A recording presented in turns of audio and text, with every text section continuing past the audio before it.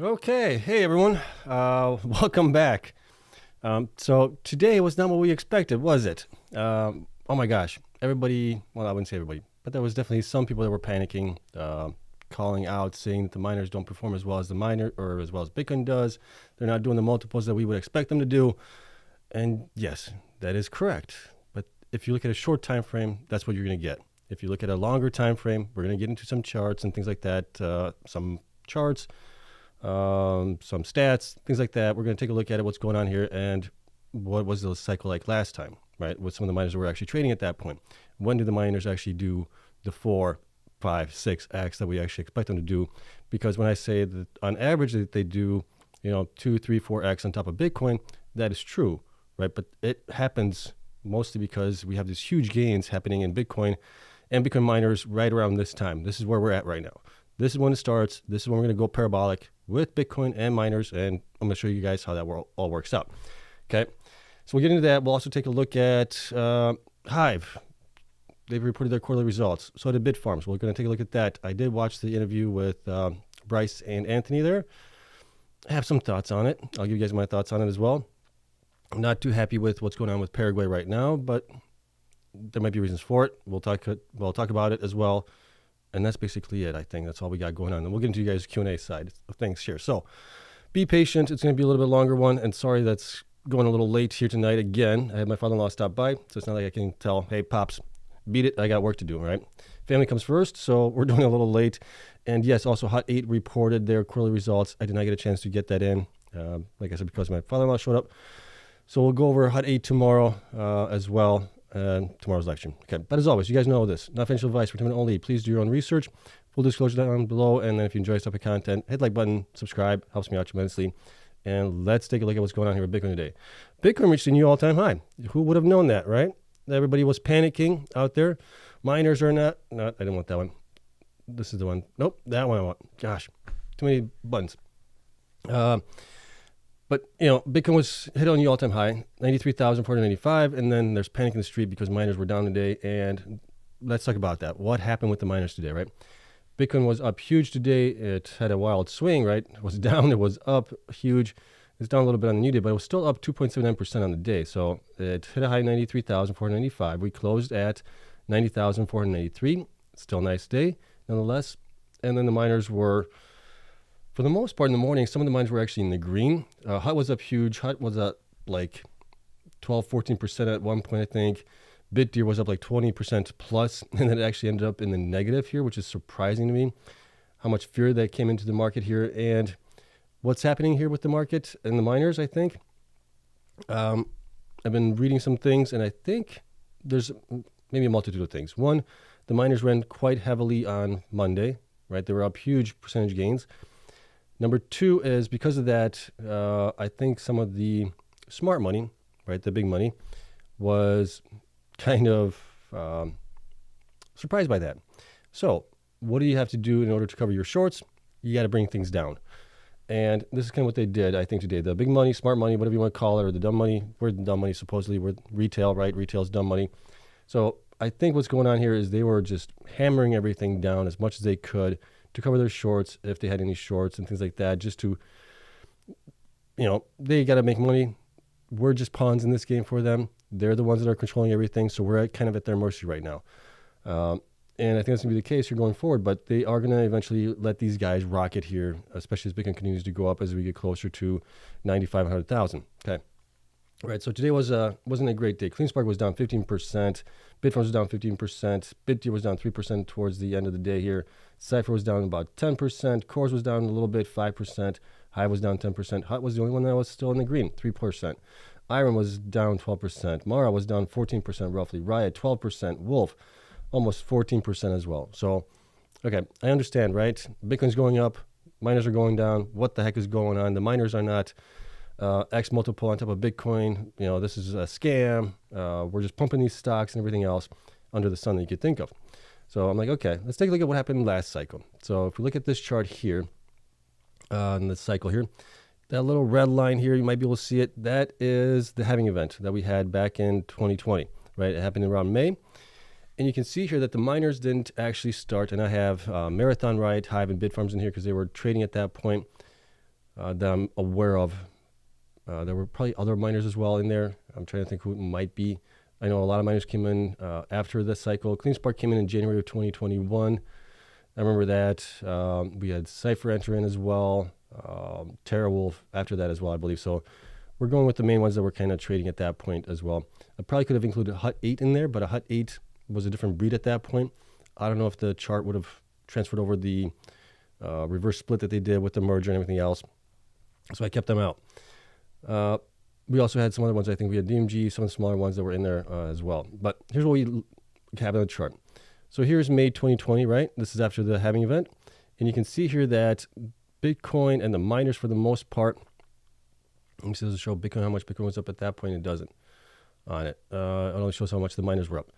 But it took until roughly like November, like the time frame that we're in right now, where you're starting to see the miners outperform Bitcoin, and then you see this rocket happening with them all, right? While Bitcoin's down, you can see the little candles a little bit here. That's Bitcoin right there, right? So at that point, let's see, let's just go back to November here, roughly December, November. Okay, so November here. Bitcoin at that time was from the halving event up about 118%. Some of the miners at this point were already up quite nicely. Marathon was up 431%, Riot 180, Hive 136.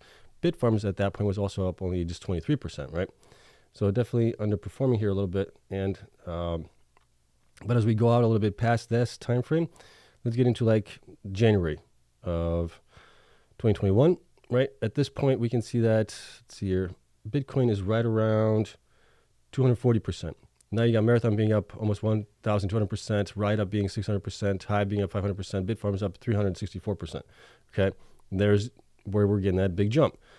Then you continue going up forward here. Bitcoin kind of comes up here to the peak here in January. This was Friday 8th, it looks like. Right around there, it was up about 300%. Marathon was up 3,000%. Riot up 1,000%. Hive up 800%. Bitfarms up 673%. Going down here a little bit further to where we kind of peak here, which was right there. Bitcoin is up at that point. This is back in February, right around February. On that, you can see that Bitcoin is up, if I see that correctly here, about 429%. And it actually peaked like a couple of days later after that, and the miners actually peaked before it. So the miners at that point were up. Marathon was up 5,800%. Riot was up almost 3,400%. Hive was up 1.5, and Bitfarms was 1,000%, and Bitcoin was up about 469, 470% at that point. Right, so that's where you're seeing that huge multiple happen, and that's where I get my on average. Right, on average, the miners do 3 to 4x on miners typically. But it's always going to be over a span of time. So that's when I say 3 to 4x, they should do that.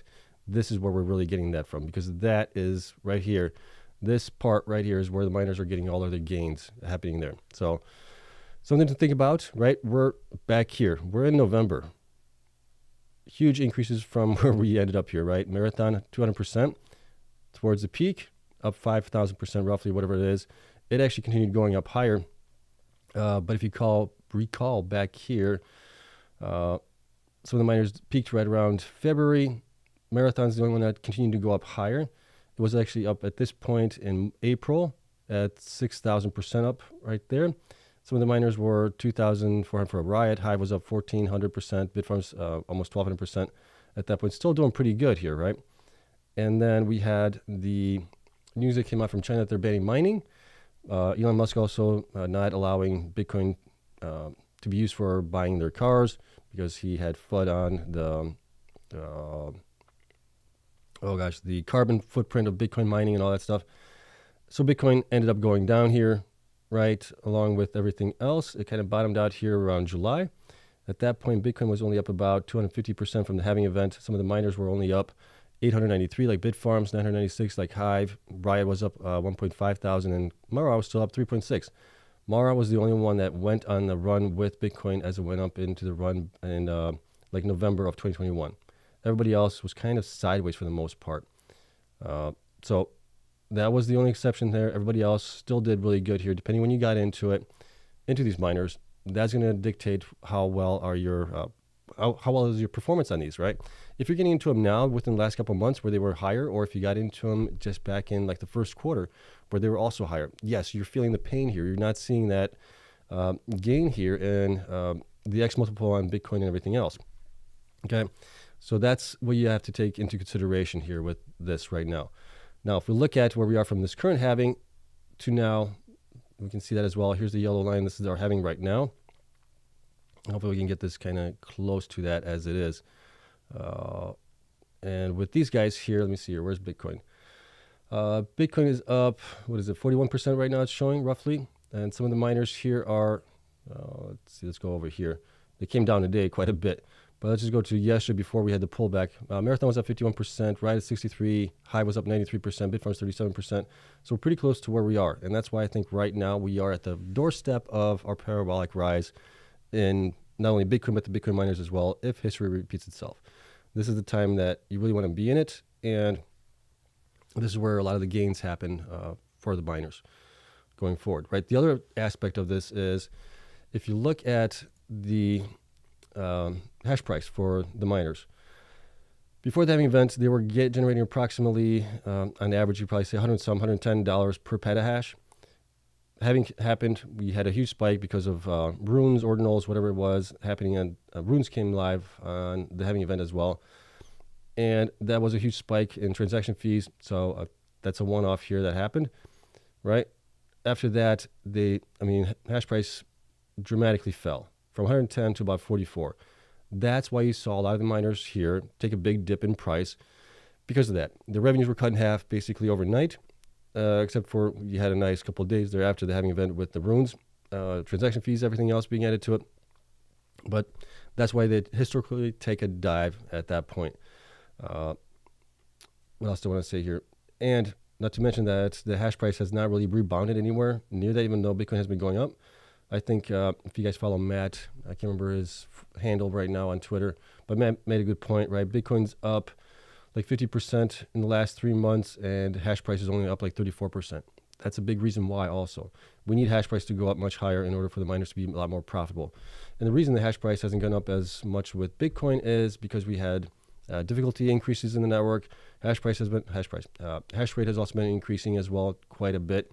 We can see that in this chart here. So here's, let's take a look at it here.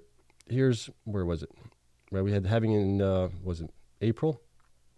Right around there. We saw a little bit of a dip here in hash price, or hash rate. Take a look at the 30 days. So here was the halving event.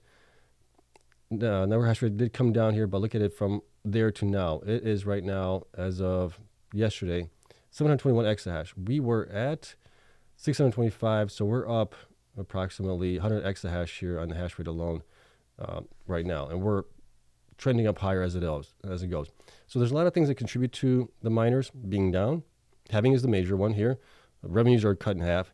You got the network hash rate increasing, difficulty increasing as well, and you have hash price staying relatively low still. So we need basically hash price to go up, which would be a result of Bitcoin going up as well, and that's going to be the catalyst that's going to drive the miners up much higher going forward. Okay, other charts I wanted to show you guys here that are just time frames on the performance of the miners against Bitcoin here. And we look back on a couple of these. Let me see if we can pull this up. And you can see here that Bitcoin is still up 27% here in the month of November. So Bitcoin is really doing well. And then let me see here. Here it is. Okay, so a couple of charts, a couple of price percentage differences from different dates. The first one is from 10/1/24, so basically the beginning of the third quarter here. Bitcoin is up 48%. You got Hut 8 being up 114%, Cypher up 84%, Riot 78%, Cleanspark 73%, Terra 69%, and so on and so on. Right? They're not getting that 3 to 4x yet because we haven't really reached into that massive bull run that we expect to get. Going down here, looking at from the beginning of the second half of this year, things are a little bit different here, right? You still have Bitcoin being up 43%, but you got some miners that are under.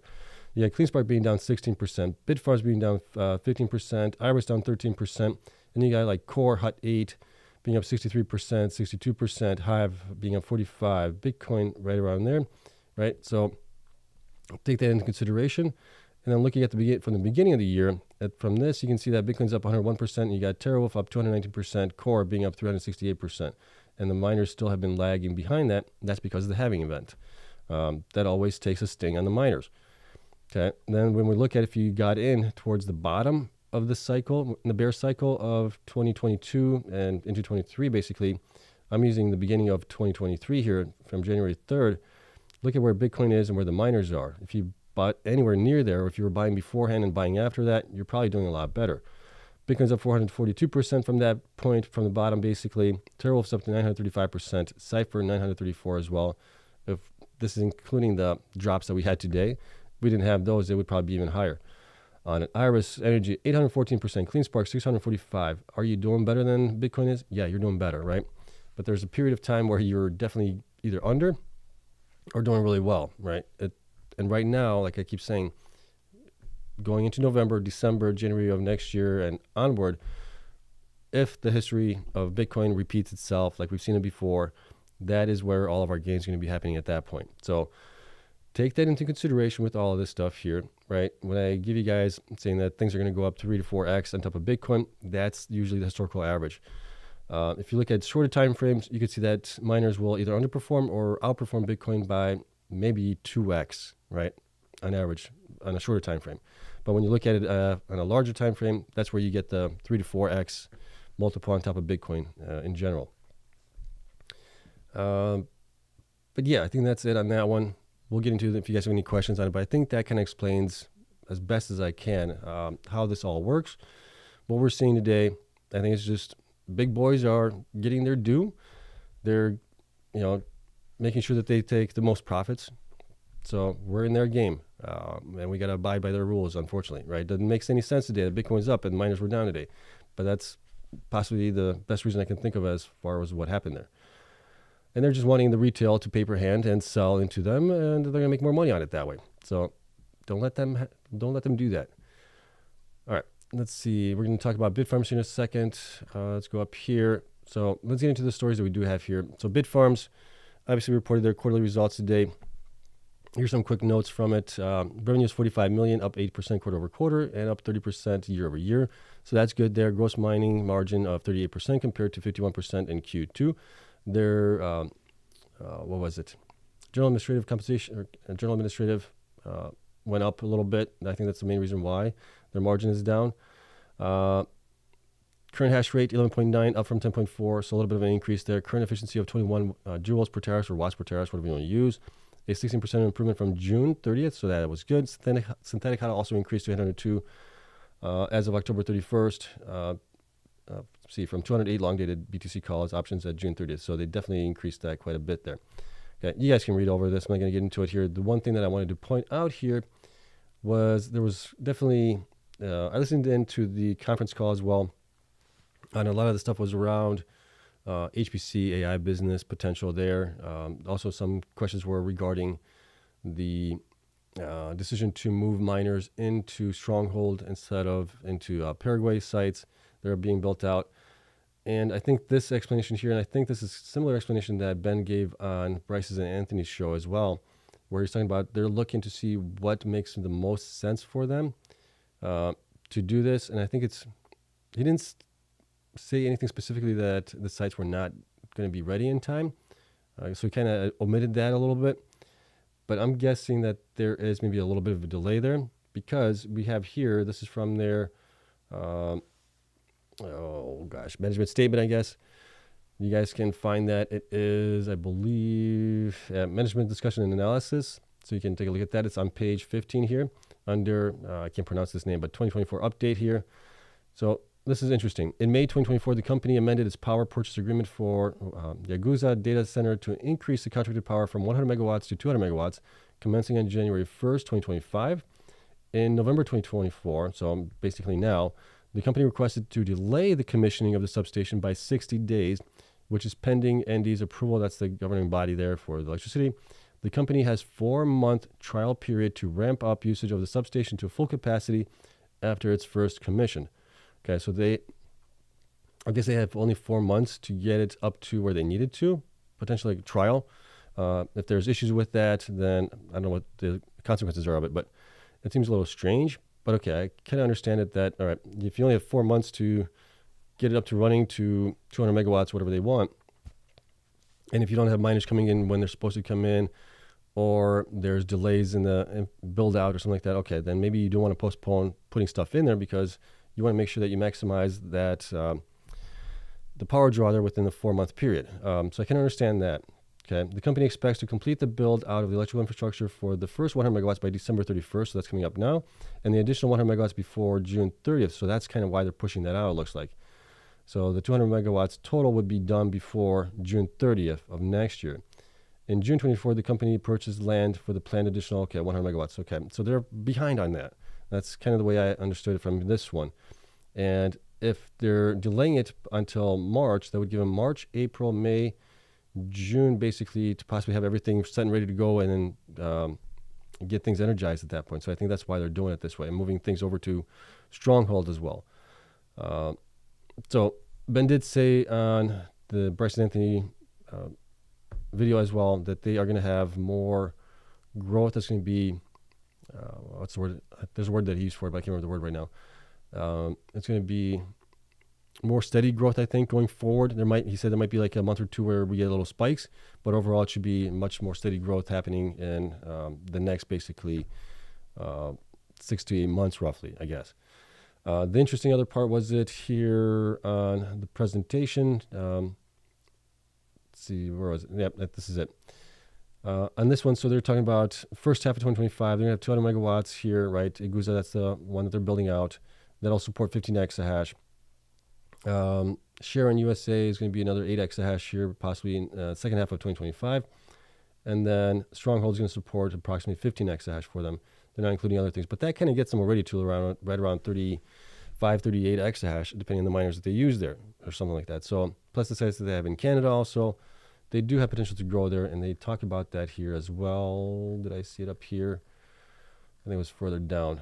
No, it is here. Okay. So, right. So they have approximately like 1.6 gigawatts of power capacity, going 955 by the year end of 2025, and then potentially even further on top of that for an additional 650 or so megawatts after that. And the big thing is, it looks like their main focus now is on the United States, which is kind of interesting, right? Because we're making quite a big push here in Paraguay, and I think maybe that was from the previous board members, the co-owners and the founders there, co-founders. I think maybe they were pushing for that more so. And with Ben at the helm, they're moving more into the United States here, which is also kind of interesting and kind of good, I think, in a sense, right? Have things closer by a little bit. Yes, you want to be a little bit diversified, but, right, you got Paraguay and Canada. That's quite a big distance in between those two. Also, good news here is that they are going to be upgrading their T21s, about 18,000, I think they said, left of those. They're going to be upgraded to the 234 terahash miners with 15 watts per terahash, so more efficient. That's going to be a good sign there. They're going to improve their efficiency as well. And so what are my thoughts on this? I would have definitely liked to have a more clear explanation, I think, of the reasoning behind Paraguay. But it looks like the sites are going to be ready for that. So that's why they're moving things around. If they can get Stronghold up and running here with the 20,000 machines that they're getting there within the next month or two, that would be about an extra 4 exahash. That would get them to about 15 exahash. And then any additional work that they do to other things, they could get to like maybe 18 exahash by the end of the year, maybe.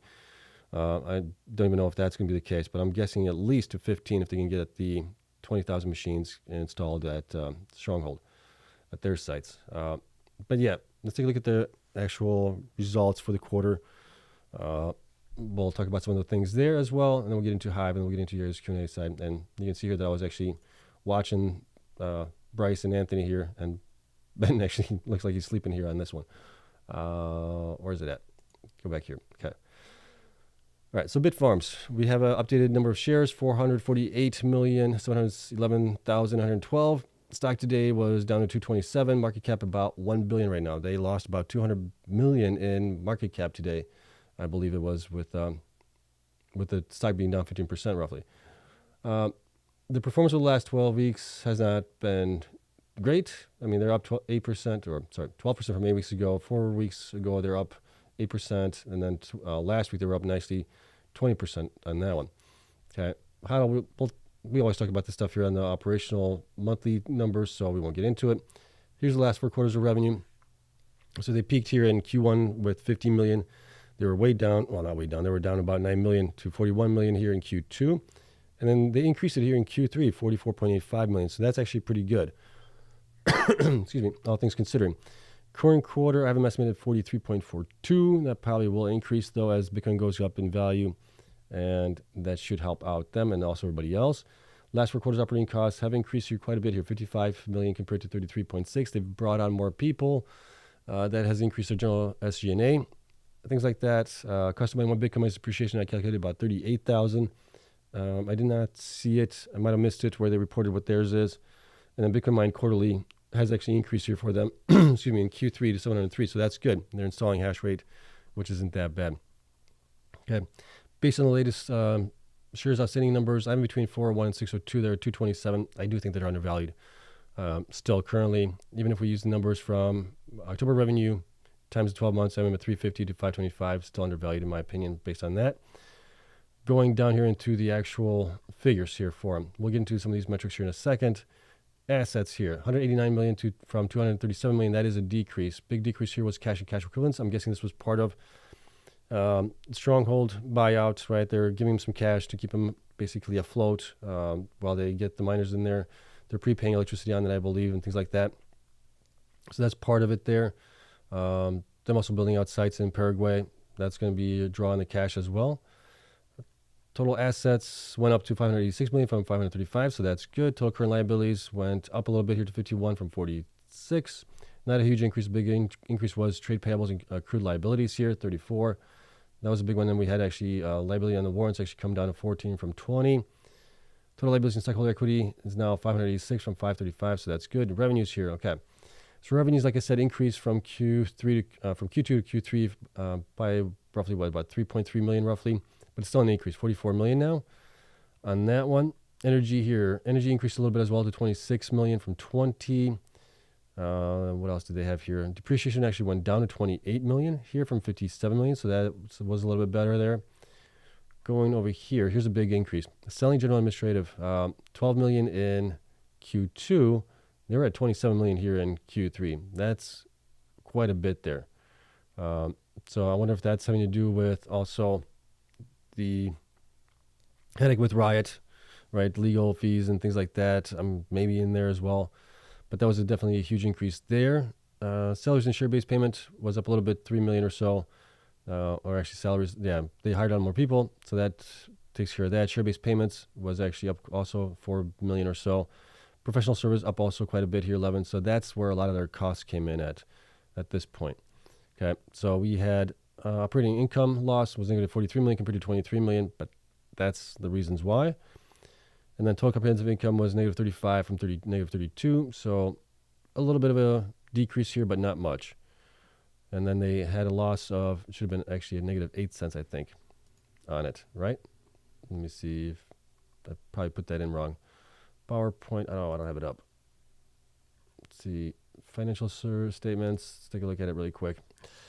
Where is it at? It is negative 8 cents. Yep, so I was wrong on it. Okay, so negative.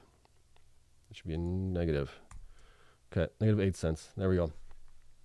So there's all that. With them continuing to grow here, I think we would have liked to definitely see them get to 21 exahash here. They do have a pretty nice pipeline, and then if we're thinking that the cycle is going to be over in like Q3, Q4 of next year, they really need to step it up and grow as much as they can here in the next basically 9 months or so to get the most benefit out of this bull run potentially. Now, if it's a longer cycle, like some are thinking it might be, extended cycle, well, then they would be okay to build out some slower. But if it's ending in Q3 or Q4, they need to build out faster. I still am invested in them. I forgot to tell you guys in the beginning of the show, I did buy some more Bitfarms today, Cleanspark and IREN. I saw the dip. There was a lot of fear. I'm like, okay, perfect opportunity for me to buy a little bit more. Wasn't planning on it last week. I'm buying more, but I had to dip into my reserves a little bit. But I wanted to buy some more. I think this is still a really good opportunity with these miners, especially as I think we're getting close to that parabolic rise in Bitcoin that we're all waiting for. All right, but looking at over here, so like I said, custom one Bitcoin was 38,000. We talked about current and debt ratio, book value 512, price to book ratio 1.98, enterprise, you need to update that, 954, EBITDA came in at negative 15. EV to EBITDA was negative 59, and then debt to EBITDA for the numbers that I have, negative 4.6. Revenue was 44.8. General and administrative was 27 million. That's 61%. That hurts. I don't like seeing that. I'll be honest with you guys. That is not good, but they are growing their staff and everything else. But nonetheless, don't like seeing that. Okay. What else? Number of shares increased by about 5.36% from the prior quarter, and that's about it. I still have some faith left in Ben and company here to do right by shareholders, and that's one of the things that he was preaching on, not only in the conference call, but also with the video with Bryce and Anthony, that, you know, they're doing all this stuff to make shareholders, you know, to raise profits and everything else for the shareholders. So we'll see. I'm giving him a little bit more chance here. I want to see what they get installed in November, and at that point, I'll make my decision whether or not I want to still hold on to Bitfarms or if I'm going to place it into Cleanspark and IREN, the capital that I have in Bitfarms right now. Okay. Also, it will be interesting to note what the other companies are going to be doing for next year growth, right? We're going to be possibly getting that out in a couple months here. They're going to be probably talking about that. But yeah, that's it on Bitfarms. Let me know what you guys think of that one. And let's take a look at Hive here really quick as well. This one's pretty short and sweet. I didn't get a chance to, I don't know if, I think they had a conference call. I didn't get a chance to listen to it. But I'll take a listen to it maybe tomorrow, see if there's anything that I found interesting on it. But this is their second quarter, our third quarter here. And so they're like a quarter behind us. Okay, financial operation highlights: 22.6 million from digital currency mining and high performance computing. The HPC business achieved a 9 million annualized run rate based on year-to-date revenues, expanding Hive's presence in high-performance computing markets. Okay, that's great. Successfully mined 340 Bitcoin here, 5.6 million of adjusted EBITDA, 5.6 million, reflecting strong financial and operational management. Net loss before tax was 7.3 million, a significant improvement over 22.9 million loss in the same period last year. So that was good. And then total digital currency assets valued at 165.2 million, including 2,604 Bitcoin. Using the Bitcoin price of 63,300 at the end of the quarter. Okay, you guys can read over this stuff here if you so choose. I highly recommend you guys do that. And then let's take a look at what we have for Hive here really quick. So Hive has now 118 million shares. Not many shares increase here with Hive, so that was kind of good to see. Market cap 554. The performance over the last 12 weeks has been pretty good. 28% up. From 8 weeks ago, they're up 49%. From 4 weeks ago, they're up 22%. Last week, they were up 31%. So doing pretty good here. They're starting to catch a little bit here. We talked about all these things in the monthly operations. Going down here, the last 4 quarters revenue. Those have been dropping for them. So Q2 was down to 22, our Q3 basically, 22 million. And then they peaked at 37 million here in Q4, which was basically Q1 for us and everybody else. This current quarter, I'm estimating about 21 million. They might get more on that, depending where actually Bitcoin ends up at, right? At that point, and then last 4 quarters operating costs minus depreciation, we're looking at about a little bit of an increase, not much, 24.8 from 24.2, so not much of an increase there for them. Only thing that's kind of surprising here is the cost to mine 1 Bitcoin. I was double checking this myself to see if this is correct from what I'm pulling in, but it went up from 46,000 to 63,000, and their BTC mine has been coming down. So I think that's the result of it. Their Bitcoin mined has been coming down, and their hash rate has been kind of flat here a little bit. It's been going up, but not much. It hasn't been keeping up with the network hash rate of Bitcoin. So I think that might be pretty close to it. Debt to equity, really good here, 0.19. Current ratio still at 5.5. Really good, healthy balance sheet there. Total current assets, 203 million, and total current liabilities only 36 million. So looking pretty good there. Based on the latest numbers we have for shares outstanding, I'm between 452 and 678. They're kind of looking fairly valued right now, on the lower end side, but kind of fairly valued right now. If we use the October numbers times 12 for the revenue, having between 388 and 582, so still kind of fairly valued right now, based on what they have growth going forward and things like that. But as Bitcoin goes up in value, they will rise as well. All right, going down here are the results. We'll take a look at some of these numbers here in a second. Here, current assets, we talked about that a little bit. 203 million, total assets, 334. Do we have a huge increase here in anything? Not really on that one. Total liabilities also went up a little bit here, 36.6. Big increase here was accounts payable and accrued liabilities, went up about 9 million. So other things came up a little bit here. Some things actually went down. on it. And what else do I have here? Total liabilities, 55 million from 46 million. Slight increase, not that bad. And then total stockholder equity was 334 million, up from 319. So that's good. Revenues we talked about, they're down, right? High performance computing was also surprisingly down a little bit here to 1.8. So either they're lowering prices or they're losing customers there, because they were at 2.6 million here in Q2 at that point. So that's a decrease of about, 800,000 in revenue. So 800,000 divided by 3, you're looking at roughly, 260,000 less a month. Operational maintenance costs, 21 million, right? Depreciation and amortization was up 16. So this is what I use for their custom Bitcoin. So if we take the 21,000 or 21 million here, divided by the 340 Bitcoin that they mined, that's where we kind of come up with the number here. We get 110,000. We take out depreciation, we get at 63 million at that point, or 63,000 per Bitcoin. Sorry. Going down here to revenues. All right, expenses here, general administrative, stay pretty close. Actually was down from where it was the prior quarter, 3.3 million. Foreign exchange gain was up, down, that was down. Share-based compensation was up quite a bit here, 2.2 million from 489,000. And what else do I have here that was kind of up high? I think we had some things going down. So net loss gain income for the period was negative 7.6 million compared to, it looks like they had a profit here of 3.2 in the prior quarter. And then going down here, what was it? They had a loss of 6 cents, where they had a gain of 3 cents here in Q2. So, and like I said, only about 4 million shares being added here, so that wasn't that bad. Not much happening there. If it wasn't for the depreciation, that would have been probably around like 7 cents in profit at that point at the EPS. So I always like to look at that as well. Good thing is EBITDA was good, right? They're in profit. Same thing with Bitfarms here, so that's looking good. It's just the non-cash expenses that always bring the EPSs down on it at that point. But looking over here, debt to equity, we talked about that. Book to value, 279 million. Price to book ratio, 1.9. And then we have enterprise value, 430 million. EBITDA was 17.2 million, and EV to EBITDA was 24.8. Okay, revenue was 22. General administrative was 5.6. That's 24%. That's definitely a sizable increase from where they were in Q2 as well. All right, and then shares only increased by 1%, so that's actually pretty good.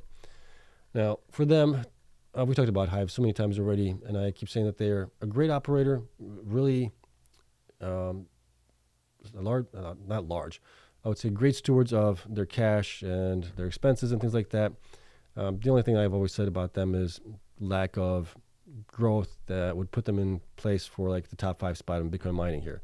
They're happy with what they're doing here. They want to maintain about 1 to 2% of the network hash rate. And what can you say on them? I would just like to see them grow more. But otherwise, everything else is just fantastic with them. So if they had the growth of like a Cleanspark or IREN, oh my gosh, this thing would be as good as those guys, if not better even, at that point. Okay, that is it. All right, getting tired here. You guys know the drill. Patreon members get access to all this. Link for that is down in the description of each video. If you guys want to get in there, it's like $8. You might be able to find a couple spots that are $4 and $5 even. So if you find those, grab onto them. But that's it. Let's get into your guys' Q&A side of things here, and we'll try to catch up on everything as much as we can at least. If you guys could preface the comment with question or a question mark, I'll know it's actually a question, not a comment between you guys, and that would help out tremendously. So, and then bear with me. I do try to get through all the questions as fast as I can, but it's going to take a little while. So if you put a question in, it's going to take a while. So don't put the same question in twice if you wouldn't mind. Okay, take a sip. All right, let's get into it. What do we got here? Oh, we got a lot of comments. Okay, questions, comments. Let's see what we got. I'm going to go up a little bit here, and I'll just pick a spot someplace. Let's see. Okay.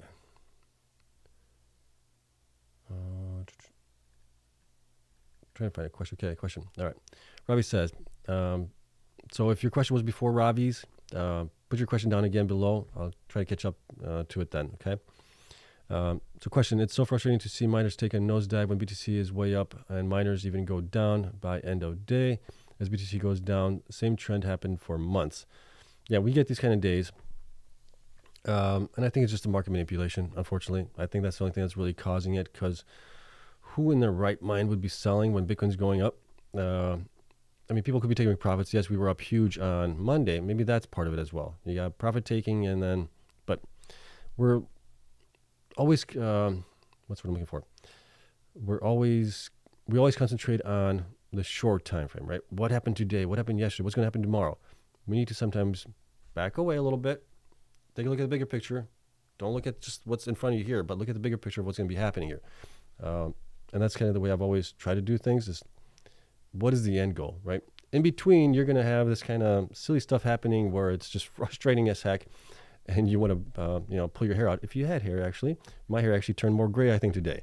But yeah, I think you just got to be patient. If this cycle is anything like prior cycles, we will do fantastically in the next 6 to 9 months. But it's going to be a bumpy ride. It's not going to be an easy, escalator ride to the top. Okay. All right. Trying to find another question. Okay. Let's see. J. King says, Trump stating he wants to keep the U.S. the dominant mining country, offers incentives, subsidizes power costs, etc. Think this is possible for some American miners? I don't. I don't know. Do they subsidize power for anybody else? If they do, then okay, maybe they can do it for them. But if they don't subsidize power for anybody, any other industry, then I don't think this is going to be the case. But you never know. He's got the trifecta there. He's got the presidency, the House, and the Senate. So anything is possible. What else? Okay. Michael says, I just got here and like to know why miners selling off, which could be the earnings not that great. No, the earnings are okay. That was kind of priced in, I think. They weren't that bad for these guys. And why would you sell off on other miners that didn't report yet, right? That doesn't make any sense. It was just like, to me, it looked like a coordinated effort by the big guys to bring down the miners so they could cover their shorts, potentially, right? It was just, if I saw, a couple miners being down and Bitcoin being up, okay, that's fine. It's just because they had bad ER or earnings report or something else, right? But not all of them being down. And then like Bittier was up 20-some% today in the beginning, and then it just kept like being hammered down. It's just, things were hammering down. Same thing with Hot 8. Hot 8 was the only one that survived, being up 3% on the day. So it was just a strange setup. Let's see. AJ says, I'm up 4% of miners since 12/31/2022. BTC is up 250%. I'm so up. I don't like it when miners are down when BTC is up. But seriously, we made 30% just 2 days. Yeah, I agree. Miners sometimes front run. Yes, they do that to the upside and to the downside. Okay, there it is. Do you think we will have to wait for Q4 earnings next year to see a huge gain? Feels like we could hit 100,000 next week and miners will be down 10%. No, I don't think that's the case. Yes, Bitcoin has gone up from 60-some thousand to 90,000 relatively quickly in a matter of weeks, like 2 weeks actually. So I still think in the long term we will do much, much better. Short term, it's going to be bumpy, like I keep saying. So take that with some consideration and be prepared for it, because it is going to happen. Robin says, shareholders haven't seen any benefit from Bitfarms' efforts. Yeah, I mean, they missed 12 exahash, so we'll see. I'm giving them until the end of the month here. Okay. AJ says, Q4 earnings are several months away. We will definitely get more bumps then, and BTC will be over 100,000, and Doge and others will also be up. Yeah. Okay. All right, here we go. Hi, said BTC was up, but miners down. Do you think whether money is flowing into ETFs and altcoins? Are you confident 4 to 5x from here for the miners? Yeah, I mean, if you were here in the beginning, I showed you guys how long it took the miners to actually way outperform Bitcoin in the prior cycle in 2021. It wasn't until like after November that things really started to take off on them. And that's kind of what I'm expecting here as well. It might be not until December or something like that, but we are going to get that rise in price. But you got to be patient. Okay, let's see. Thank you so much. Appreciate it. Okay.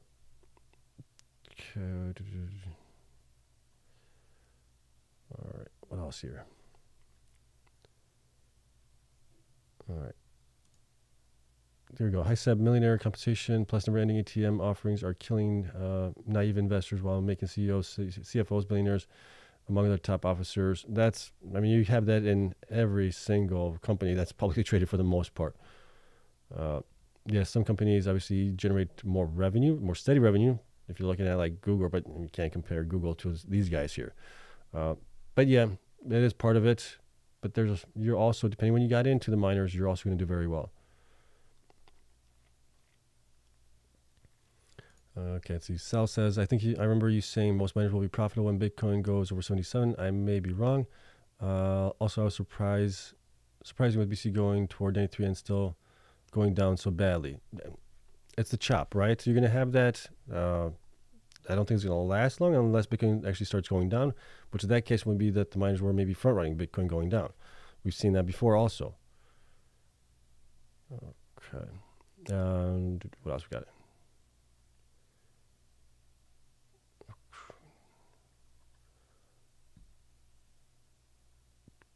Okay. Robin says, like others here, I feel like a chump when it comes to my Bitfarms position. I personally think they should sell Paraguay and use their resources here in the United States. That might be also an option to them. We'll have to wait and see what happens there. What else we got? Let's see. Is there a chance for Cleanspark to reach 50 by the year's end or never go over 16? It'll go over 16 again. I think it will get closer to like 20, depending where Bitcoin goes. I still think it's going to go like to 20, 25, maybe 30 towards the year end if Bitcoin goes past 100,000. Okay. Hey, Seb, where did you get the info on the cost to mine BTC? My cost on mine Bitcoin isn't that high. Are you talking about Hive or Bitfarms? I get that from just doing simple math, and this is probably not the most accurate, but it gives me at least a little bit of, there it is. So here's how I do it. I look at the number of BTC mined, right, for Hive, 304, and then I look at what was their cost. So where is it? Cost to mine Bitcoin. Okay, so here's the cost to mine one Bitcoin. So I took a look at operating and maintenance cost plus, so that includes depreciation, right? That's the top number here. And I divided by the number of BTC mined. And then if I look at cost to mine here without depreciation, minus depreciation, we take that out and we just take it operating and maintenance costs. So that includes probably payroll in there as well, other things. And that is down here from operating and maintenance costs. That's what I'm using for that, divided by 340 BTC, and that's what I'm getting for them at that point, 63,000 per Bitcoin, roughly. So they should be profitable right now, Bitcoin being up closer to 90,000. But Bitcoin actually was in Q2 pretty close to 63,000. So if their cost is around here, that wouldn't be too bad. All right, hope that explains it. Let's go back here.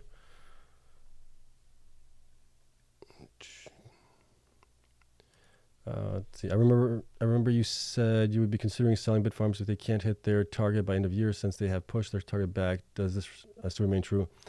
I understand why they're doing it now. I think we have some clarification on it. And yeah, I mean, I got to rethink things with them when November ends. I want to see how much exahash they actually install in Stronghold. They got 20,000 miners going in there. I want to see how much they install. But if we're looking at that they're going to get to 21 exahash sometime in possibly like the first half of the year, which we're thinking possibly towards the end of the first half, that's not good, right? Will they have just slow growth towards that maybe? So if they get to 14 exahash by the end of November, right? They're at 11.5, 11.6, wherever they're at right now. That's a little bit of growth from Stronghold, but that's going to be slow and steady growth there at that point. But with Bitcoin going up, that should be also good. But yeah, I may actually swap out my shares for others as well. Got to do some thinking, soul searching on that one. What else? Okay, here we go. Question, do you really think Bitfarms can reach 12 a share before the end of 2025? depending where Bitcoin goes, I think it might be possible. I mean, that would be basically, what would that be, like a 12? They're at $2.50 right now. We're looking at 5x something. I think it's possible. They were up, last time we looked at, what were they up, like 1,400% from the bottom to the top. Maybe that works out the same way.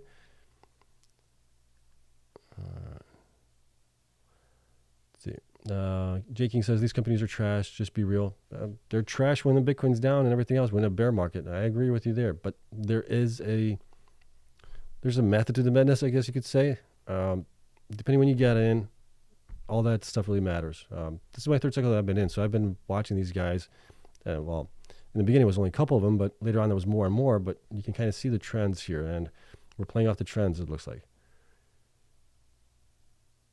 Okay. When you sell your mining stock next year, will you be buying MicroStrategy? No, because Bitcoin's going to be going down. MicroStrategy is going to be down also. If anything, I'll be shorting MicroStrategy and the miners. Okay. Let's see here. I said, why are you buying the dips of Bitfarms over IREN? Most miners will probably top before June. Bitfarms 21x target date. Yeah. So I bought both. I bought Cleanspark, IREN, and Bitfarms today. Evenly spread out with a couple thousand that I had left. I put that in evenly into the miners, dollar-wise, not share-wise. But we'll see. I want to see where November takes us with Bitcoin price and where the miners take us. At that point, like I said, see where they also are with their hash rate growth, see what kind of guidance they give at the end of November, and we'll go from there. Okay. Question, how the market makers bring down miner prices? What is the technique they use? Sell pressure. Just a lot of sell pressure. If you have a lot of sell pressure and you don't have enough buy pressure to do it, you're going to bring stocks down. And they have a lot, right? When you look at institutions, institutions own like 50% of a lot of these companies here, if not more. So that could include hedge funds, whatever else it might include. So yeah, if they want to move the stock, they're going to move the stock. And you saw it in all the miners going down. So there was a coordinated effort, basically. I don't think they all had the same phone number going, hey, we're going to short we're going to beat the miners down. But maybe they did. Who knows? Let's see. Question. So the miners will start to move December, January. They could even move this month still. We're only 13 days in, right? We still have about 2.5 more weeks to go before everything's said and done. I don't know the exact time frame when they're going to move, but they should move once Bitcoin starts really, really moving. And it has been moving really now, but this is just the beginning of it. The kind of little ramp up that you have, and then you go up. That's what we want. Let's see. Evan says, seems like Marathon and Riot are forming a cup and handle pattern. Would you agree? Not sure. I'm not a chartist. I don't look at it that way. I just look at what their growth is, operations, things like that, where they could be in the bull run. Okay.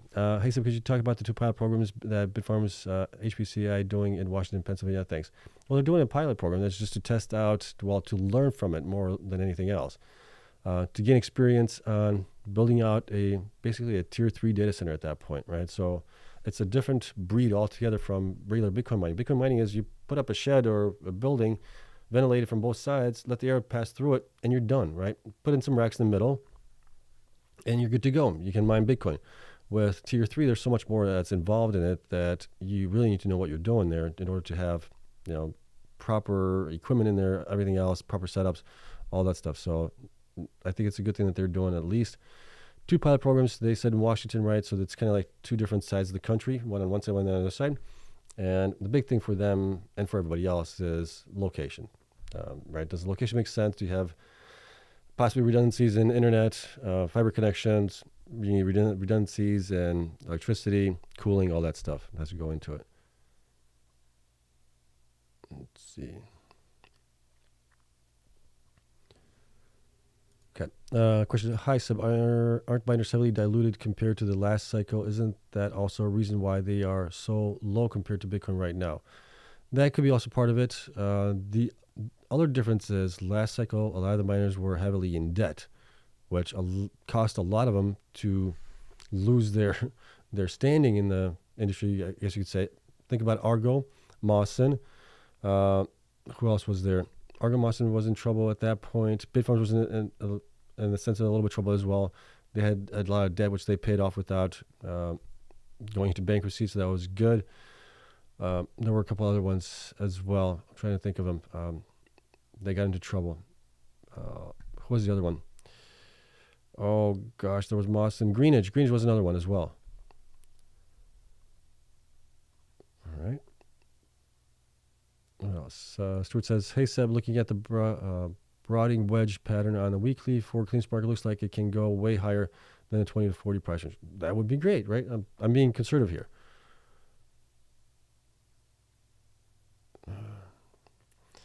Says, "I don't understand much from Ben's interview. I was expecting more pragmatic answers from him. What do you think?"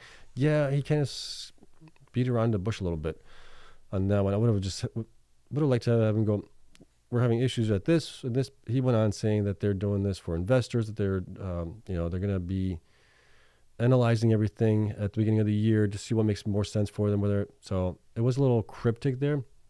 Not sure. Okay, let's see here. Hey, love the channel. Well, thank you. Any thoughts on MicroStrategy stock? I got wrecked today on it. Not as badly as probably the miners did. Got wrecked today. MicroStrategy is a great stock when Bitcoin's going up, right? It usually does a 2 to 3x on Bitcoin, typically. Sometimes it goes up even higher, but then it kind of retraces back to that average more or less. So I think it's a good one, right? It's great. It's possibly even less volatile than the miners are. The miners are another level on top of that. So I think, yeah, if you can get it into it in a good time period and hold on to it, you'll do great. But then also the miners, I think, will outperform it in the next 6 to 9 months. I think miners will outperform it as far as gains are concerned. But it just depends on when you got into it, and I think it's a safer bet at least.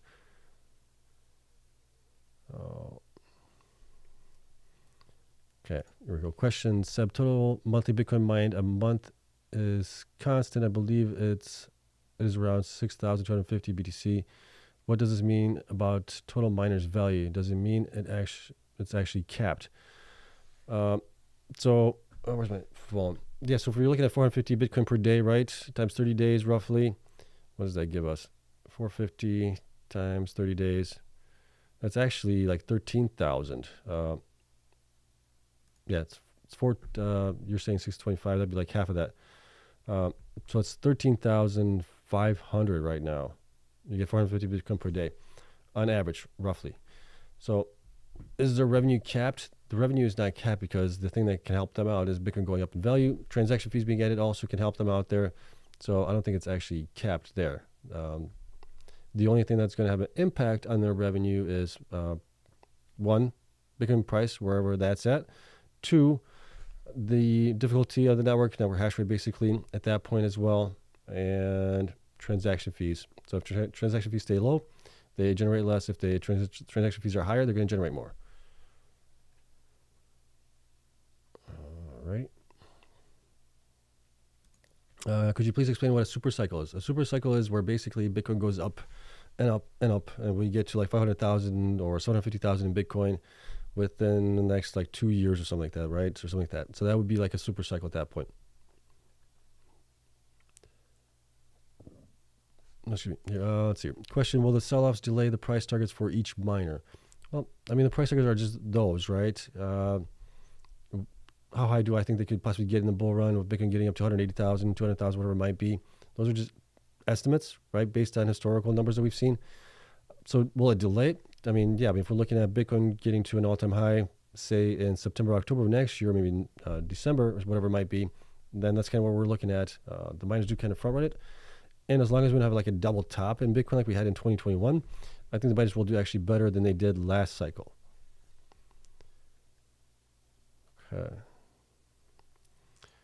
Question: Seb, do you think the money is flowing into ETFs instead of the miners? No. There might be some of it there, but I don't think it's a huge portion of it that would take away from the gains of the miners. And the reason I think that is because the people that are in the miners were probably already in the miners last cycle, and they enjoy the volatility and the gains that you have there, but you also have much more downside.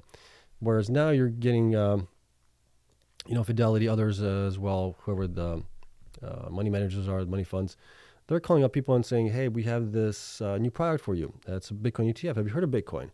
Right? They're trying to sell that to those people that have never really thought about getting into Bitcoin in the first place. All right. see. Yeah, at least all miners were down, not just Bitfarms. Yeah, everybody was tanking. I mean, there was a point in time where Bitfarms was actually up in the morning hours, so was Cleanspark up a little bit, others as well, and then they just tanked further down. All right. What else? Let's see. Sean says, just tune in, Seb. Can I get a cliff notes of why the miners crashed today? I think it's just the big market makers were bringing stuff down to possibly cover their shorts. We had a huge increase in the miners from Monday, right? That was over the weekend. Bitcoin went up huge on Sunday as well. I think it's just them trying to cover their butts a little bit there. So they're trying to keep the miners down, get people to paper hand, sell it to them at a cheaper price. All right. Question here. Shouldn't Bitfarms management have alternative plans if their ordered mining machines is not delivered? The promised delay was since October 2024, and now they claimed Q1 2025. Well, that's kind of why they're getting into Stronghold, right? The 20,000 miners are going over there. And I think it's just the sites over there are maybe a little bit delayed at Paraguay. Okay.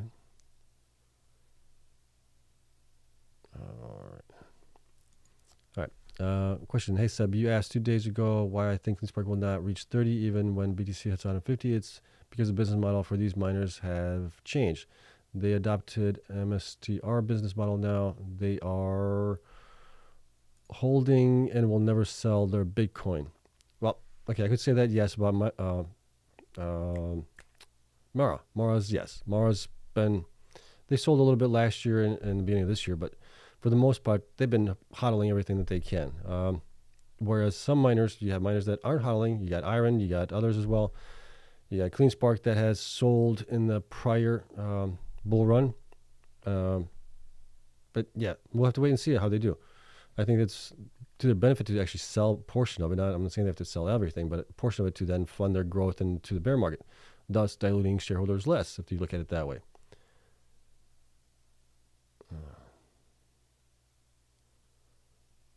All right. Let's see. Duquesne says, everyone, let's put in high sell orders on our shares so they aren't able to borrow them any further. Your thoughts, Sebastian? Do you believe a short squeeze is coming?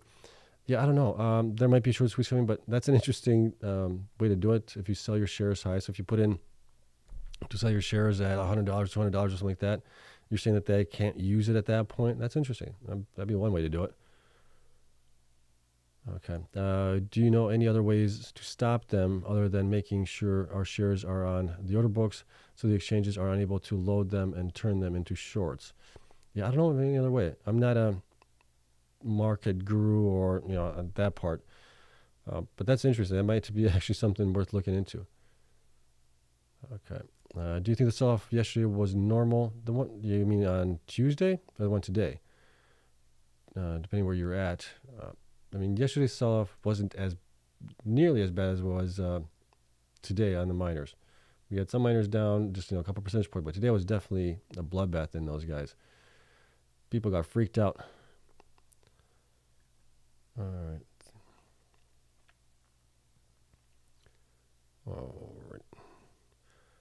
So Jim says, therefore, Cleanspark will heavily dilute more so than ever to generate revenue. This is not my research. It's what Wall Street has analyzed. But who Wall Street? There's also analysts that have given Cleanspark the best praise, and they're going to be the best one out of them. So, depending on who you look at. All right.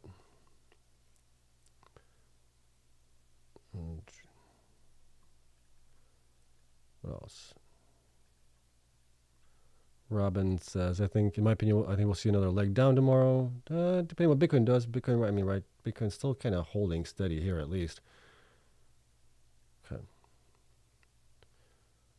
All right, Stuart, good explanation. I didn't figure in cost of overhead, employees, facilities, etc. Good explanation. Okay, thank you. Yeah. If you use just electricity, you get one price, but based on what they provide there, that includes facilities, employees, things like that, then you get a different price at that point.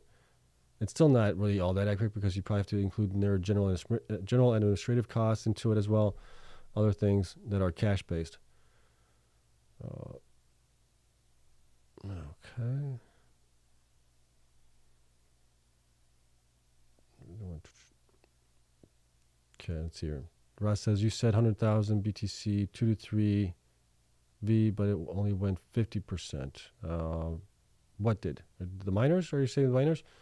Yeah, Bitcoin's close to 100,000, hasn't gotten there yet, but, you know, that's why I said on average they should do that. Let's see. Is Bitfarms still your highest conviction play? Bitfarms was never my highest conviction play. Actually, Cleanspark was my highest conviction play, followed by IREN, and then Bitfarms was my third one there. So it's always kind of been in that order. I've been buying. Actually, I should change that. Cleanspark was my number one. IREN was my number two that I was thinking about getting into, but they had that whole ordeal where they had the special purpose vehicles where they got rid of 3.5 exahash miners back in, when was that, 2022, I think. So I put a pause on them. I wasn't buying them, or I didn't buy them before them, but I was kind of looking into them, and they didn't do that. So I just wanted to pause on them, so I started getting into Bitfarms more. So Bitfarms was actually my number 3 there for number 2, and then turned into number 3. Let's see. So I think people are buying Bitfarms is because it's so cheap. This makes people, psychology, think they can buy a lot of shares, and they hope it kicks in and thinking it has nowhere to go but up a lot. That could be also it. We see that with also some of the smaller miners that are even less expensive, right? Or cheaper per share price. Would you rather buy Mara or Riot as of today? Okay. I would say probably Mara. Then Riot has to prove themselves to me that they can get much closer to the 95% uptime that they keep talking about. Okay. What else? Okay. It seems like people are frustrated with the miner stocks. Sell your shares so I can buy them cheaper. Just look at how many people got upset with Rocket Labs at $2. Look at the recent price action. Okay. Yeah. You gotta be, like I keep saying, you gotta zoom out a little bit. Yeah. Day-to-day action is going to be tough. It's great when it's going up, but man, when they go down 10, 15%, you can definitely feel it on your rear end a little bit. All right. Okay. What else?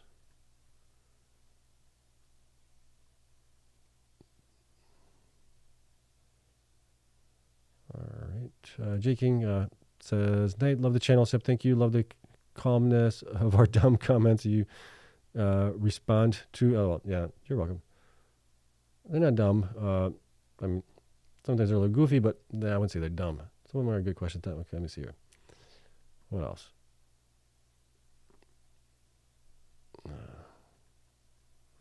Bill says, well, see profit from miners and bought BTC. Not hard to understand. It could be a rotation 2 thing. Yep.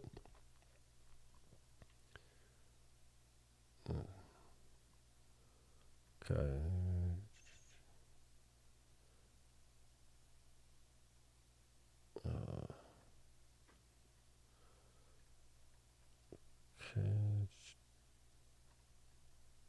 Okay, let me see. Trying to find a question here, sorry. Okay. Hi, Special. What are your top 3 current favors? Number 1 is Cleanspark. Number 2 is IREN. Number 3 is still hanging on by a thread, but it's Bitfarms. What is the best mid-cap miner right now?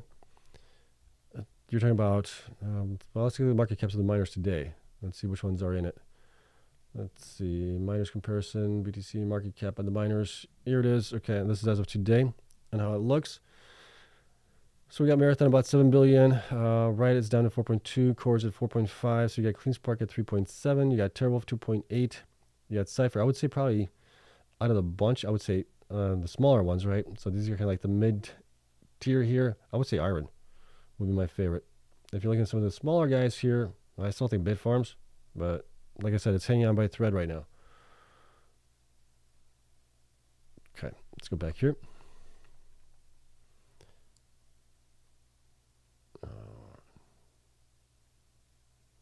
Let's see. Question, are you prepared to put the fries in the bag? What fries? Okay. Hey, so with Bitfarms at 15 exahash and BTC at 150,000, what share price could we realistically see that at that point? And what kind of revenues could we see being generated? Obviously, we don't know for sure give estimate, estimates. 150,000 is basically, where would that be? 60,000 from where we are right now. Their revenues right now, we could probably plug that in here really quick. Let's see. Let me pull this up. Let's see if we can do this. All right. Bitfarms, let's see here if they're at 15 exahash, right? You're saying by the end of, I'll just say by the end of the year here. Bitfarms, let's just, what are they at? 11 there. Let's just say that they have some more of those 200 terahash miners operating. And we have, let's just say we got, so we need what? They're 15 exahash, so another 3.5 exahash. So that would be approximately 15. Let's just do 21,000 here really quick. My math is correct. Why didn't that go up? No, because it's probably based off of that number there. Okay, let's just do this. That should make it easier. Let's just do this times, what's that, 3.5, so that's 4,200. Okay, that gets us to there, and then that's being multiplied times that, so we'll do that times roughly 21,000 miners. Okay, so now we're getting revenues there on it, and when you want Bitcoin to be at 150,000 here in December. Let's just do that. December, 150,000. 1, 2, 3. Okay, there's that. All right, what are we looking at here now? What's the revenue? 41 million here. If hash rate stays where it's at right now, you're looking at 41 million with them being at 15 exahash roughly at that point. So quite sizable in revenue here. All right, that's kind of where I'd see them. So at that point, I mean, let's see. We wouldn't be able to see it, but 41 million in revenue, multiply that times 12, you're looking at roughly 500 million in revenue a year. Do the multiples on it. Where could the stock be? Probably around $10, $15, something like that, if not higher. If that was the case, right? Just going off the quick math here as it is. See, let's go back here, make sure I don't mess up my spreadsheets. Okay, now that one goes over there. Let me save it. Okay. So that's kind of where I'd be looking at. It's kind of the fun thing about having these spreadsheets. You can pump in numbers and see where things gets us. Okay. All right. How many shares of Cleanspark do you own now? Could you share your list of all the shares you own in future videos? I do share what I own, not the amount. But Cleanspark is about 8.6 thousand shares right now, I think. I had more. I had about 10,000. I sold 20% of it to buy IREN as well. So did that. When was that? That was back in April, I want to say. Somewhere around there. But that's kind of what I got right now. All right.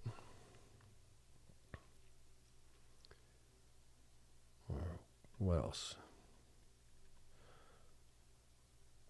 Okay, it says here, will you admit that you were wrong about Wolf and that they performed much better than Bitfarms? Like you said, nothing personal, but sometimes data and books don't always work in real life. Yeah, right. I'm going by off data here, metrics, things like that I can see. And Wolf was going up. Why was Wolf going up? Wolf was going up on the HPCI hype, right? So if they get an HPCI customer here in the next 6 to 8 weeks, well, probably 6 to 7 weeks now, like they're saying that they're going to get, and it's a sizable one, then yeah, they did better, right? I'll fully admit that. But until we get the customer there that's I wouldn't say notable, but large customer or something like that it makes sense. But if they get a customer that they're generating $5 million a year, okay, well, that's not going to be that great. All this hype around the HPCI, and they get a customer for $5 or even $10 million a year, right? That's nothing.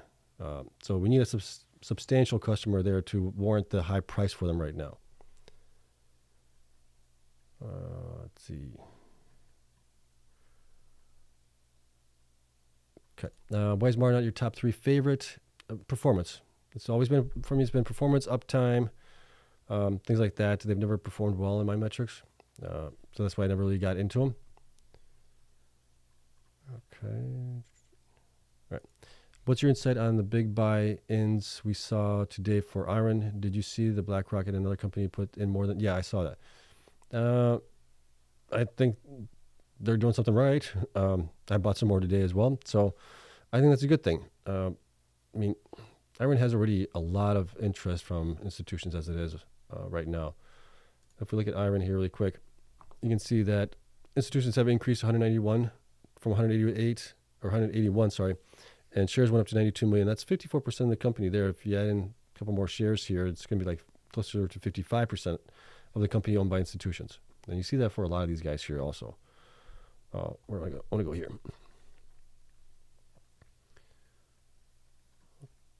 Okay. Right.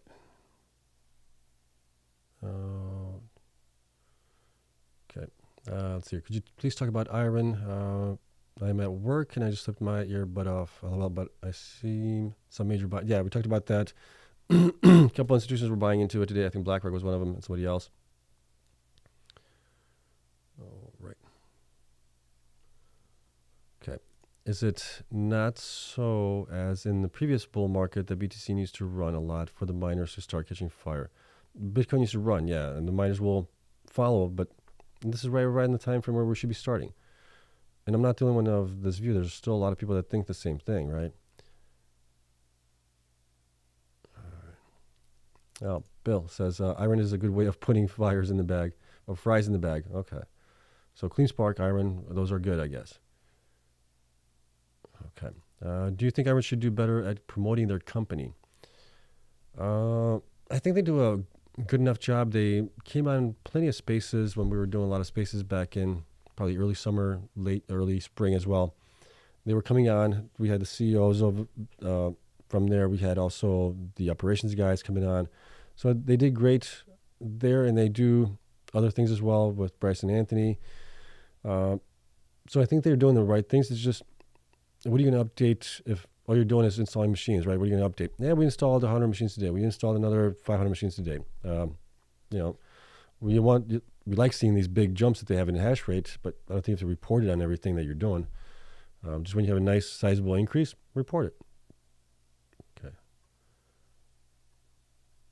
All right. Okay. Hi, Seb, if you had to choose one small miner to invest, who would that be? Small miner?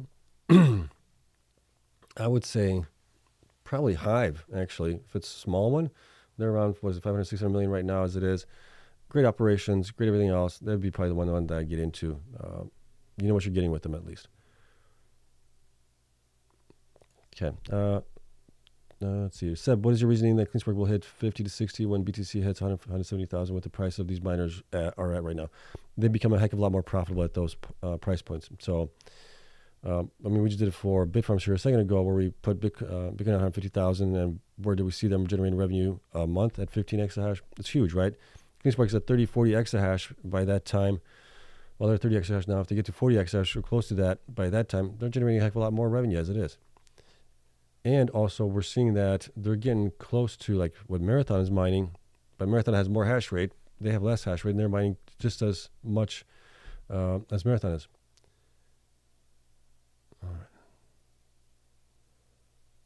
All right. And let's see here. Where's this one? And if you have to replace I'm guessing Bitfarms with another miner, who would that be? Thanks a lot for all the live and info. My bag went 50% last month. Nice. I would say if I get rid of Bitfarms, I'm going deep into Cleanspark and IREN at that point. Those are the two that I'm betting everything else on. Okay.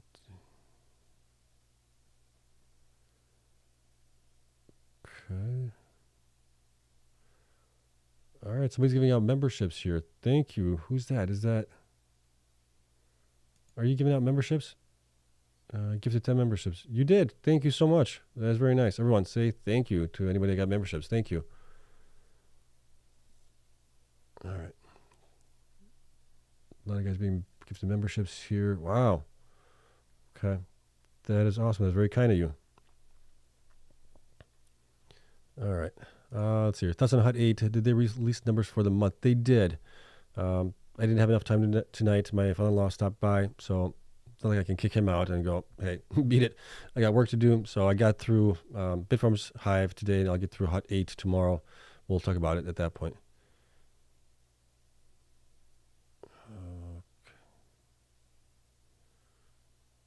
Let's see. do you know who Nick X 30 is? You kind of got the same vibe as him, very chill and cool. Overall, nice guy. I do not know. Maybe I've seen. Is he on Twitter or is he on YouTube? I'm not sure. Okay. Let's see. Do you think a good strategy when miners top is to buy altcoins for a blow off the top? No. No. That would be that'd be like playing with fire with that. I mean, if you're up tremendously, like some of you guys might be, put it into something a little bit more conservative. Put it in the S&P or something like that.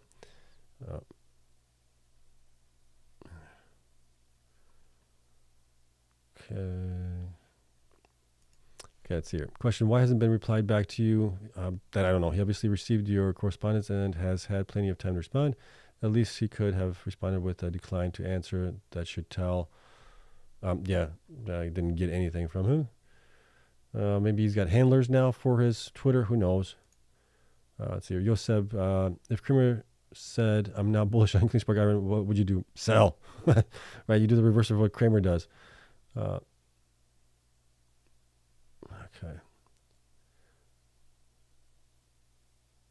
Okay. What are your thoughts on Hut 8's and exceptional performance? Did they release monthly? They did release monthly. We went over it. It wasn't great for Bitcoin mining.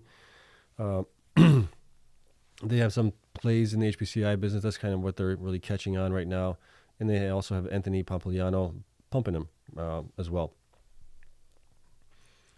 Let's see. Thank you so much for the super chat. Greatly appreciate it.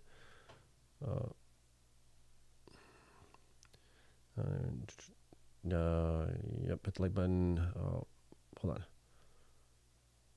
Let's see here. Hello, bro. Hope you are doing good today. I am. Hope you guys are too. I know it was a rough day. What else? I'm trying to find questions here. All right. Question, which would you add? Mara, CORZ, or Riot? Man. Out of those guys, I think CORZ has the best operations, but they do have older machines there. We're talking about getting machines from Block, about 15 exahash, to change out some of their older machines. That would probably get them to maybe 25, 30 exahash.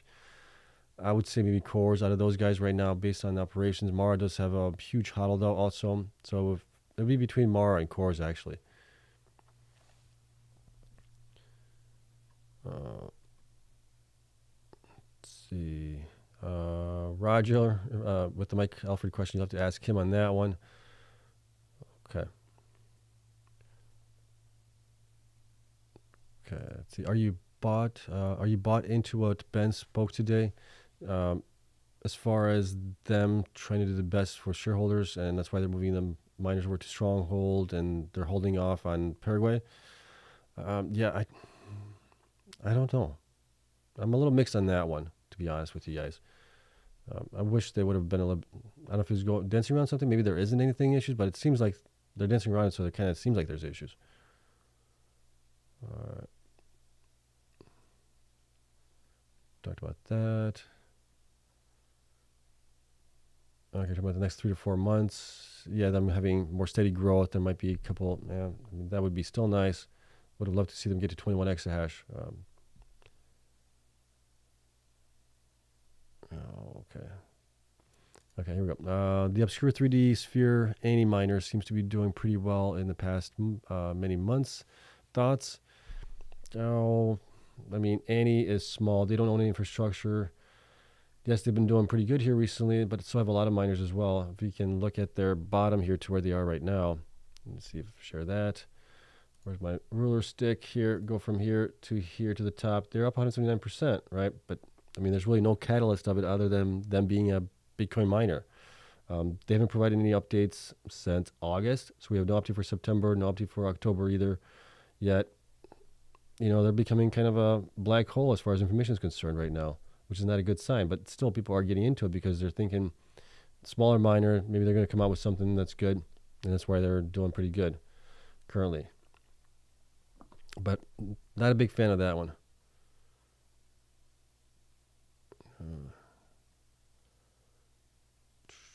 Let's see. Benjamin says Turbo did buy back because they're trying to avoid a situation like Bitfarms where they have a lot of shares. Yeah, I mean, they bought back 100 some odd million shares. Their shares are still at what, 600 or 360 some million shares, I think, whatever it was on it. I think maybe part of the was the convertible notes. Part of the deal was that they had to buy some shares back. Maybe that was part of it also. You never know with those things. All right, what else we got here?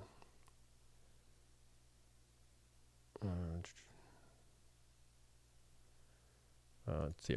Aside from the shorts articles from the hedge funds, the miners are massively diluting, i.e. using ATM. Yes, I do agree with that. Yeah, they are diluting quite heavily.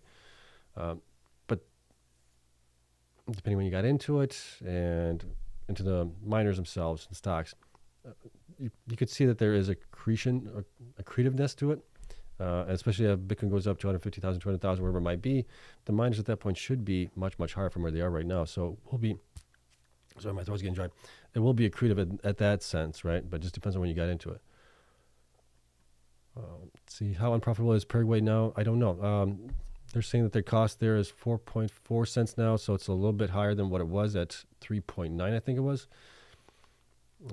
Cents, so it's gone up a little bit here because of the taxes there.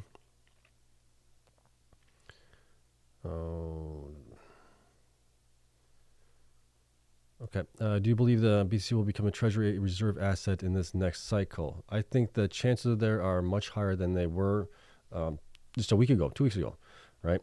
Trump has the presidency, the House, the Senate as well. So he's got a trifecta there. They can pass the bills through if they really want to.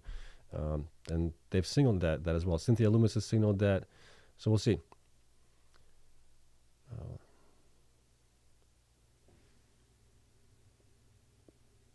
Let's see here. Okay. Honestly asking how many people on here have multiple years under the belt investing. If your favorite miner hits all-time high, would you sell or be too stressed to sell? In my experience, selling is more stressful. Yes.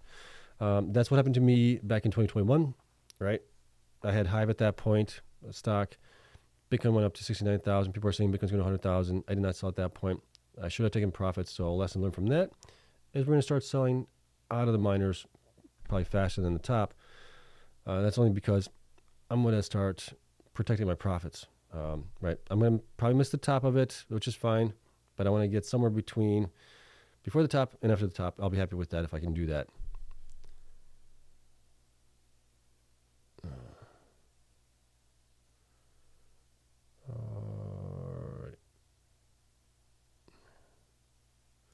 See here. Hey, so if you change your mind about grabbing a beer with me sometime, I'll be at the Red Lobster down the street. God bless. All right, thanks.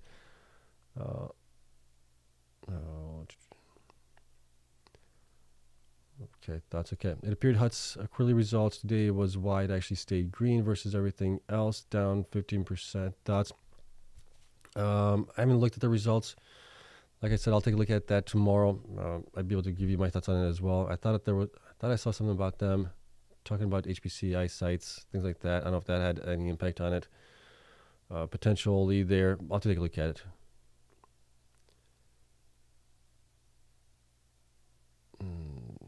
No, this would be incorrect. So did I hear Ben correct? 38 exahash from Paraguay alone went up and running plus 21. No, that was a combination of all the sites. They were talking about 15 exahash in Paraguay, 15 from Stronghold, 8 from somebody else, and from another site, I think. That would get them to about 38 if they're using the latest generation miners. But they're not using the latest. They're using newer ones, but they're talking about like the even more efficient miners.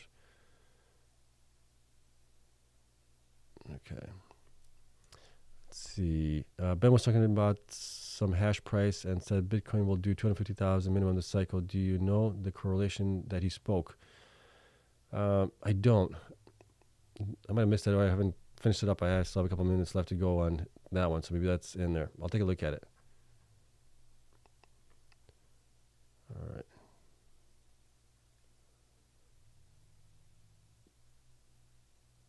No. Let's see here. Seb, if you think Bitfarms will hit 10 to 15 with BTC at 150,000, then why is McNally Money saying there's only 1% chance of this happening? But I don't know. This is his first cycle that he's been through. Right, with the miners, I've been through this. This is going to be my third cycle now. I see how fast and how quickly the miners have ripped in the past. I'm expecting the same thing. So I do not see a problem with them getting to, a 10x or not 10x, like a 5x from here. Potentially Bitcoin goes to 250,000 or more. Okay. Let's see here. HUD mentioned setting up Blackwell GPUs in their new site. Has any other miner mentioned getting Blackwells? No. Roger asks, how are you protecting against the super cycle back exiting way too early? Well, you just never know, right? So we'll have to monitor. That's why I said I'm going to monitor it. Things have changed already. I was originally looking to start dollar cost averaging out around 100,000. Now I'm thinking probably around 150,000, if not higher. We'll have to keep an eye on it.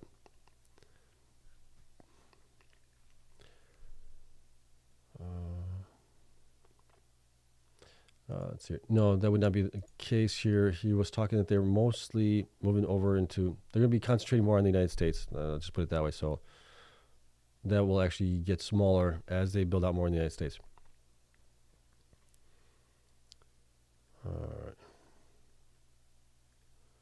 So I'm catching up to you guys' questions here. Okay.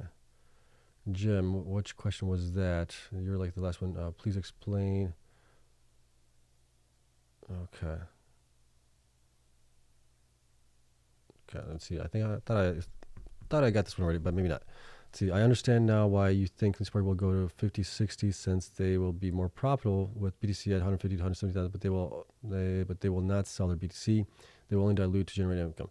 Well, historically, last cycle they actually sold, right? They were like one of the ones that was actually selling into the bull run and past the bull run, where everybody else was laughing at them, right? And then they used that cash to grow from basically being 100 petahash in January of 2021 to being, what are they at now? 31, whatever exahash they're at currently. So I have an inkling that they're going to do the same thing, but I could be wrong on that.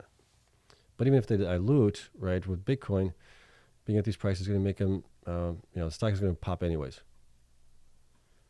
All right, covered that. All right.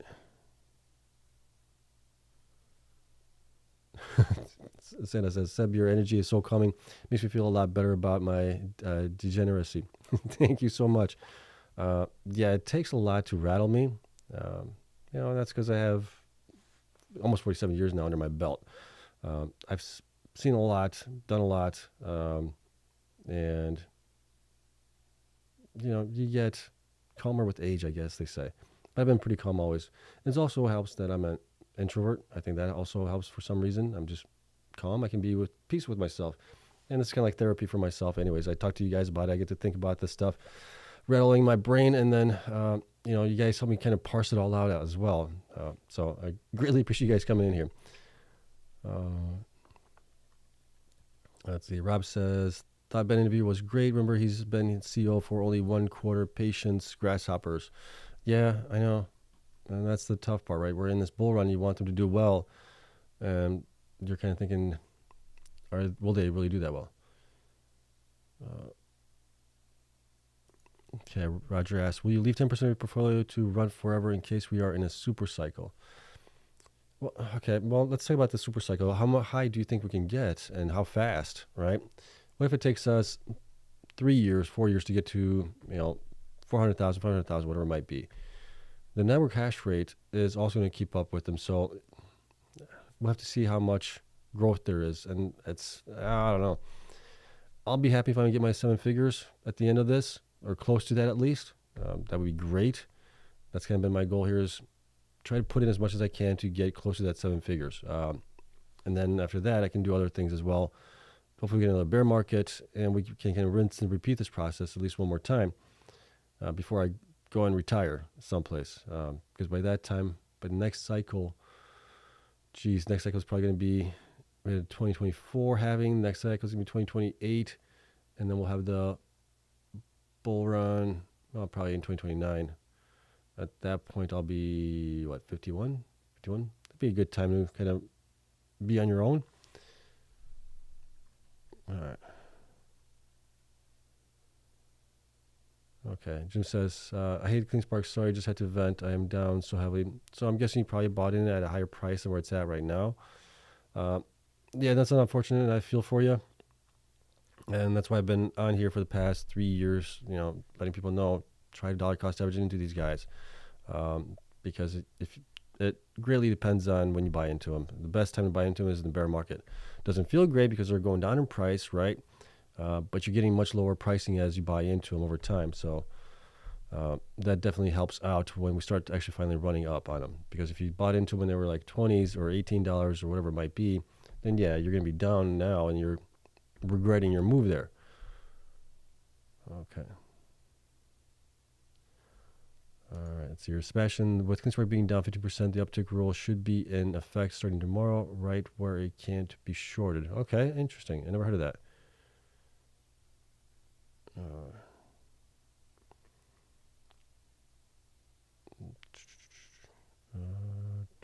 Okay, I think I've caught up to. Okay, you do. You don't look. Bill says you don't look over 67. Yeah, thanks. I'm not 60 yet. But yeah, I think everybody's kind of looking to their retirement. I would have to do something, stay busy in my retirement. Probably continue doing this and then doing something else on the side as well, just to keep busy. But I can't sit around and watch TV. I would go crazy. Okay, Sebastian, the value of the top 4 miners if we keep 90,000 BTC, maybe an answer in the future video. Okay. All right, maybe we'll do that. All right, but that's it. Wow, there's still 346 of you guys around here. Thank you so much for coming in. Greatly appreciate you guys. We'll cover HUT tomorrow, right? We'll do that. We'll get into, I don't know what else is going to happen tomorrow. We'll see where Bitcoin goes, where the miners do tomorrow. Bitcoin definitely was having a nice day today. It was up 93,000. It's at 90,000 right now, so it's not doing too bad. But yeah, it looks like it wants to get to 100,000, and we might get there within the next maybe 2 to 3 weeks, I'm guessing, and then battle for that a little while. Okay, but we'll get all the information we have for tomorrow, and hopefully I can do this tomorrow a little bit earlier, because right now it is, where's my freaking, it's 12 o'clock already, but you've been going for an hour and a half already, and I got to get to work tomorrow as well, so I got to get some sleep. Hope you guys do as well. But remember, don't nick on the shorter time frames. Look out a little bit more. Yes, right now it's painful. I get it. Bitcoin's up, miners were down, but zoom out a little bit, or better yet, turn the screen off, go out and have some fun. All right, that's it. I'll see you guys in tomorrow's stream. Have a great one. Bye.